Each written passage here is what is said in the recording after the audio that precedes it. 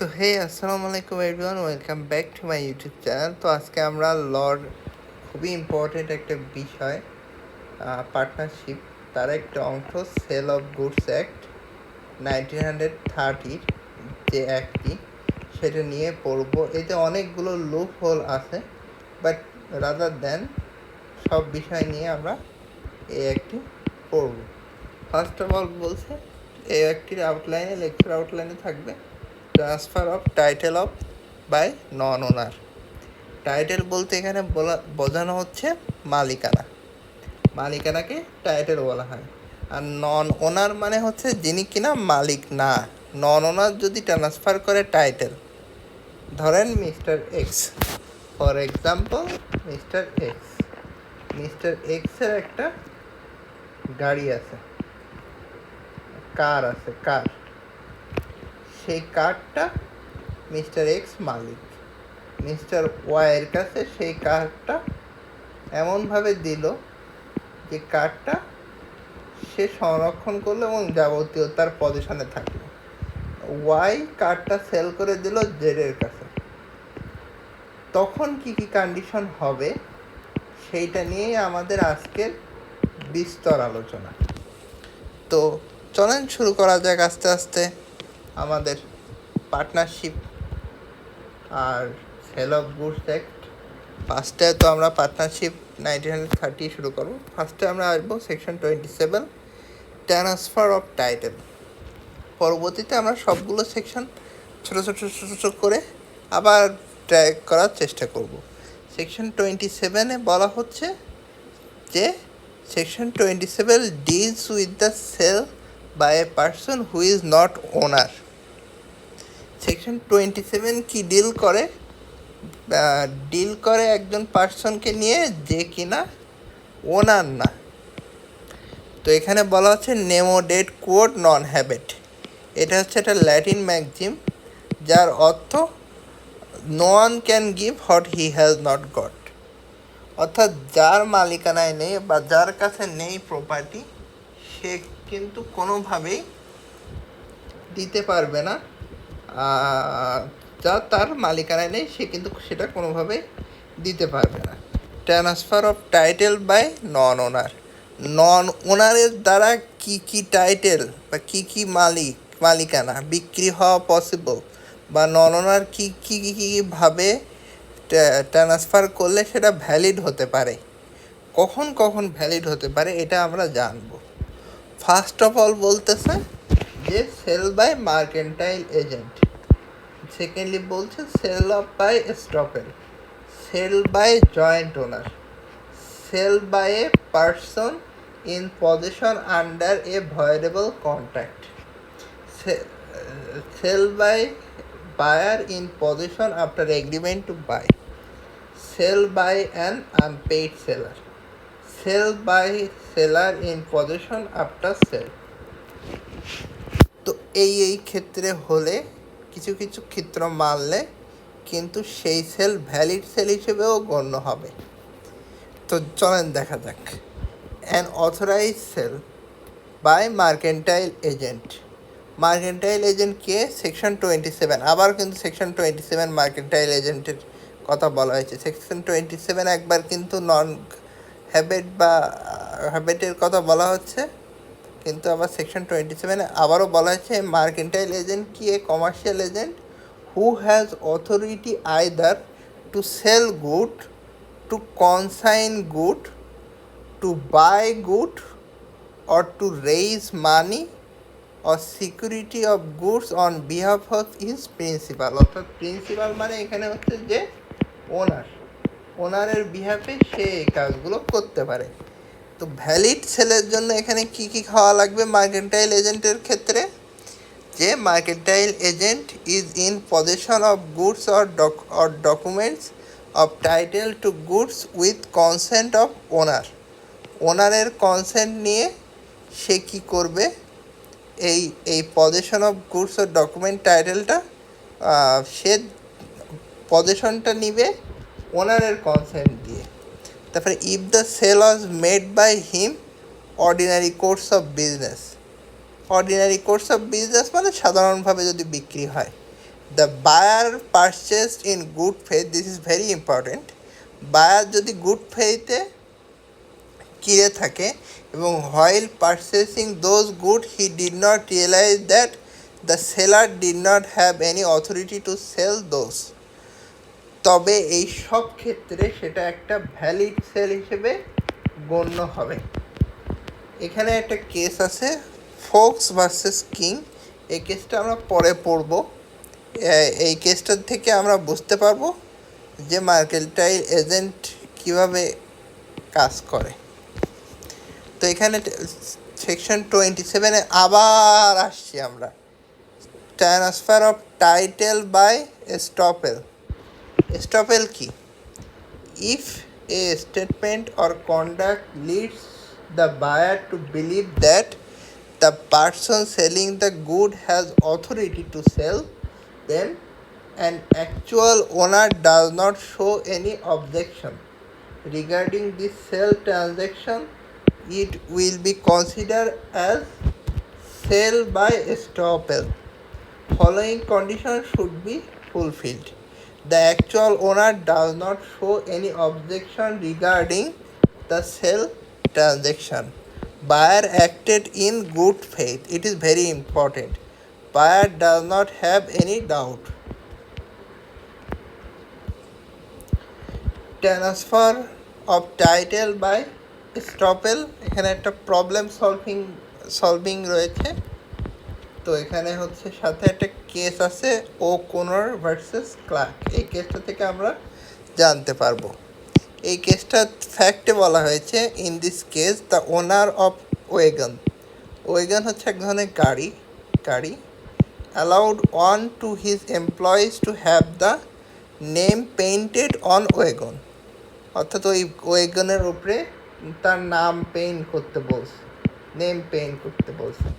The owner did so for the purpose of including the public to believe that the wagon belong to the employee, অর্থাৎ এর উদ্দেশ্যই ছিল এমন যে মনে হয় যেন ওই ওয়েগনটা এমপ্লয়ের কাছে বিলং করে। A person purchase the wagon from the employee in good faith and the owner of the wagon remain silent. তো এখানে ওনার কিছু বলে নাই। এখন কোর্ট কি হেল্প করলো, the third party who purchase the wagon from the employee acquires the good title as owner. তো এখানে এই মূল কথা এটাই যে থার্ড পার্টি কিন্তু এখানে গুড ফেইথে কিনছে এবং গুড টাইটেল সে অধিকার করছে, অর্থাৎ তার কাছে কিন্তু এটা এই প্রপার্টির গুড টাইটেলটা থেকে যাচ্ছে। Sale by joint owner, joint owner section 28-এ বলা হয়েছে, if one of several joint owners on to sell goods then the following conditions need to be fulfilled. He has sole possession, importantly sole possession, একক possession of the goods with the other co-owners consent or permission. Buyer acted in good faith, এটা সব ক্ষেত্রেই প্রযোজ্য।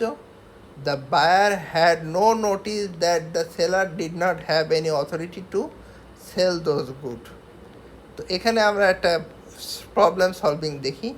বশির, রাব্বি, আজাদ তিনজন three friends to television কিনলো একটা, to set football world cup match দেখার জন্য টেলিভিশন কিনলো। দে ডিসাইড করলো যে keep the television set at Azad's home, আজাদের বাড়িতে রাখবে। After the world cup TV was still at his house. One day Azad's office colleague Sajib visits his house and he sells the TV to Sajib. Sajib buys it in good faith, কারণ সাজিব জানতো না এই টিভির মূল মালিক কে। তো and he has no knowledge about the fact it was purchased jointly.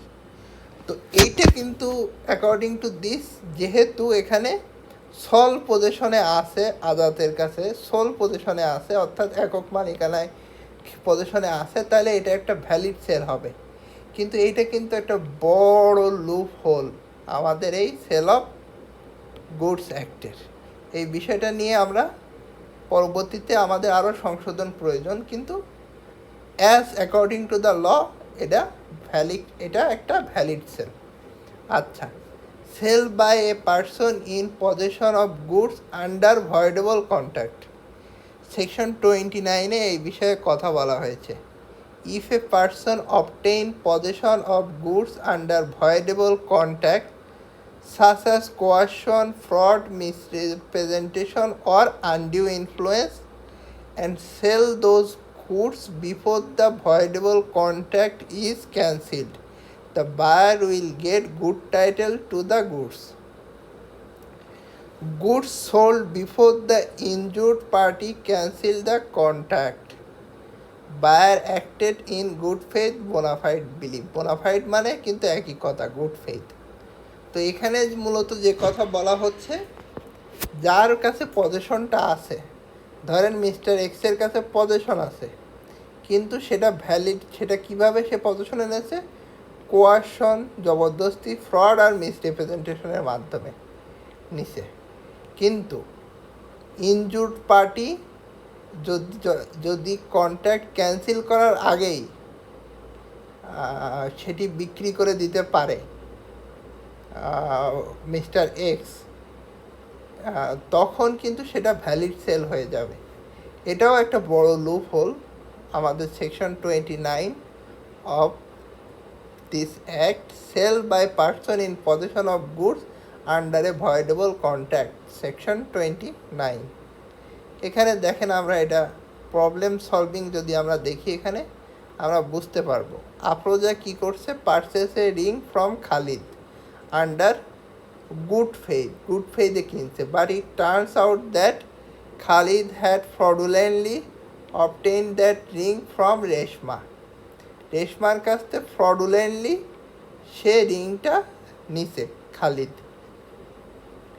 And contract is voidable at the option of রেশমার ক্ষেত্রে contract voidable, but before the contract could be terminated, অর্থাৎ কন্ট্রাক্ট টার্মিনেটেড হওয়ার আগেই Khalid sold the ring to Afroza, Khalid আফরোজার কাছে বিক্রি করে দিল। এখন এটা কিন্তু একটা ভ্যালিড সেল হবে। Although it is a big loophole, very very big loophole, still এটা কিন্তু একটা ভ্যালিড সেল হচ্ছে according to the sale of goods act, section 29, possession of goods under voidable contract. Z was coerced by Y to sign a paper sale of his car in name of Y, but before this contract could be rescinded, Y sold the car to X who purchased it in good faith. এখানে X কিন্তু valid ওনার হয়ে যাবে, সেলটা valid হয়ে যাবে। তো এটা হচ্ছে একটা ইম্পর্টেন্ট বিষয়। এবার আসি আমরা sale by buyer after agreement to buy, section 30। If the buyer has obtain the possession of goods with the consent of seller before the property in them has passed to him, if such good are resold or placed by the buyer to any third party, if the third party obtains the good in good faith without any interference the original seller, then the third party will get a good title of these goods. এটাও একটা problem, বড় loop whole. এখানে section সবগুলোই বড় বড় loop whole. এখানে বলছে কি যে buyer has obtain a possession of good, ধরেন মিস্টার এক্স একটা জিনিস কিনলো, আমরা যদি ABC দিয়ে করি, ধরেন এ একটা প্রপার্টি কিনছে, প্রপার্টি না, কোনো একটা কিছু কিনছে, সাপোজ গুড তো প্রপার্টি হবে না, ধরেন একটা গাড়ি কিনছে, কার কিনছে এ। এখন পজেশন অফ গুড কার কাছে আছে? বায়ারের কাছে নেই, পজেশন আছে সেলারের কাছে, পজিশন আছে। এখন if such goods are resold or pillaged by the buyer to any third party. এখন এ কার কিনেছে, সাপোজ বি এর কাছ থেকে এখন বি কী করলো, কারটা আবার ভালো দাম পেয়ে সি এর কাছে বিক্রি করে দিল, যে কিনা থার্ড পার্টি। কারণ কারটা কিন্তু বি এর পজিশনে ছিল, এ এর পজিশনে ছিল না, কিন্তু এ কিন্তু কারটা কেনার প্রথম যে মালিক সে কিন্তু এ ছিল। তো এখানে যা হবে এটাও একটা ভ্যালিড সেল হবে according to the section 30 of the sale of goods act, sale by buyer after agreement to buy. এই অনুযায়ী এটাও একটা ভ্যালিড সেল হবে। তো এখানে third party will get a good title of this goods. এখন আমরা প্রবলেম সলভিংয়ে যাই। P agrees to buy a cycle from Q for টাকা 20,000 হইল। The cycle was delivered to P. P sell the same cycle to Z for 30,000 টাকা। Does Z get a good title? Obviously Z তো good title পাবেই। এখন Tahmid took a car from Rafik with a promise that he will pay monthly 10,000 for the next 3 months as hiring charge. After a few installments, Tahmid sold the car to Dipto. In this case, Rafik can recover the car from Dipto because Tahmid কি করছে, had neither purchase the car nor have agreed to purchase the car in the future. অর্থাৎ এখানে তাহমিদ এই এক্সাম্পলটা unpaid সেলারের এক্সাম্পলের ভিতরে চলে আসছে, কিন্তু আমরা বুঝতে পারি যে তাহমিদ কিন্তু টাকা পে করেনি, অথচ সে অন্য কারো কাছে বিক্রি করে দিচ্ছে। রফিক তখন কিন্তু সেটা পুনরুদ্ধার করতে পারে। তো এখানে 6 বলা হয়েছে sale by unpaid seller. An unpaid seller can take goods back and resell those goods due to fault of buyer. Example, A sold and deliver goods to B, but B did not pay the amount for goods to A, so A can take back the goods from B and resell them to another person even if now he is not the actual owner. এবার 7 নম্বরে যাচ্ছি। Sale by seller in possession of goods after sale, section 30 subsection 1। The seller has already sold the goods to someone else but still he is in possession, or he has document of title of those goods। এটা কিন্তু সেই একই, ওই section 30 আমরা আগে পড়লাম সেইটার পজিশনের কথা বলা হয়েছে, position of goods after sell, যে একটু আগে আমরা যেটা পড়লাম এগ্রিমেন্ট টু বাই, এটার সাথে অনেকটা মিল খায়। তো এখানে বলা হচ্ছে পজিশনে আছে, he is still in possession or has the document of title of goods and he again sell the same product any third person. The third person or new buyer has receive the delivery the goods and good faith is completely unaware about past sale. পূর্ববর্তী যে বিক্রি হয়েছে সে সম্পর্কে সে অবগত ছিল না। The buyer will attain good title even though it was sold to someone else. Johid sold 100 bottles of soybean oil to Kader. As Kader was out of town, the delivery was not made by him. Meanwhile, Ehsan came to shop of Jahid and asked for the 100 bottles of soybean oil and offered a higher price for those. Zahid immediately sold those to এহসান।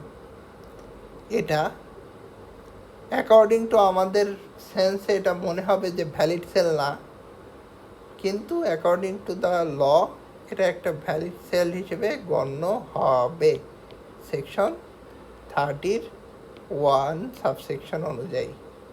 তো এই লুপহোলগুলো আছে যেগুলো আমাদের লটাকে আরও improve করার প্রয়োজনীয়তা দেখায়।